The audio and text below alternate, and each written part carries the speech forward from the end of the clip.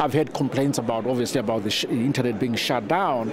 Look, this is one of the things you do if you're trying to bring things under control. It was temporary, it was tactful, but now it is open. The road to reform is not an easy one, I'm afraid, but we are moving forward. We should stay focused, and we will resolve this as Zimbabweans together.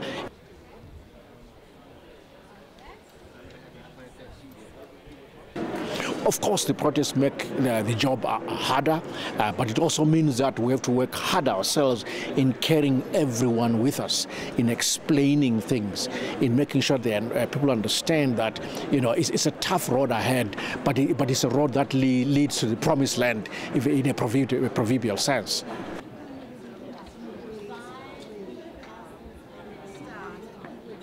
Well, no, indeed, the economic impact is there. It's a negative. That's the downside.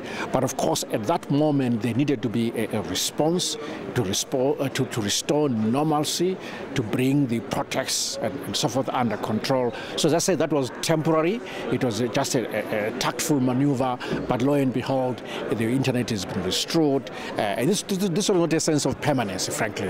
It isn't the policy of the Zimbabwe government to keep the internet shut. No, it isn't at all. That was just a security issue that had to be dealt with, but we know the downside, and it took no time really for it to be opened again.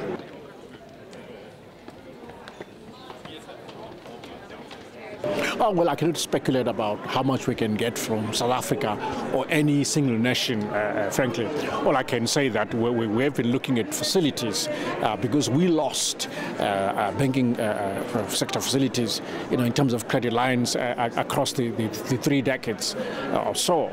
So we're determined to build those credit lines again. So we're seeking, obviously, assistance from countries, from banks, from private operators across the board. I mean, this is normal. It's normal for developing countries such as ourselves to seek those kind of credit lines.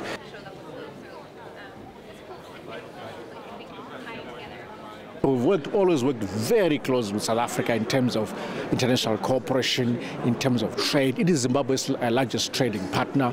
We already have, country-to-country, credit arrangements. This is normal, and of course we're delighted that South Africa is willing to do more and support us internationally.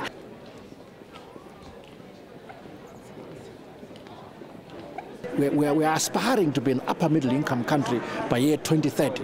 Surely that status comes with a higher level of human rights, a higher level of democratic space in terms of opening, in terms of freedom of expression. We are working on that. You will see us over time progressively move up that ladder towards that vision.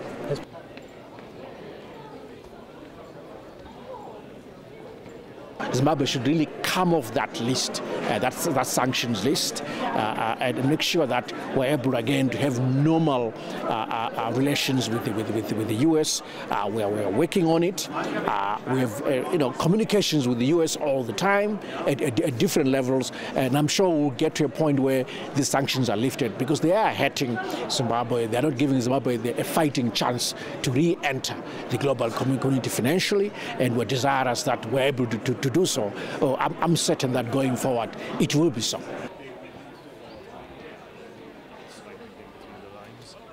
And Marty.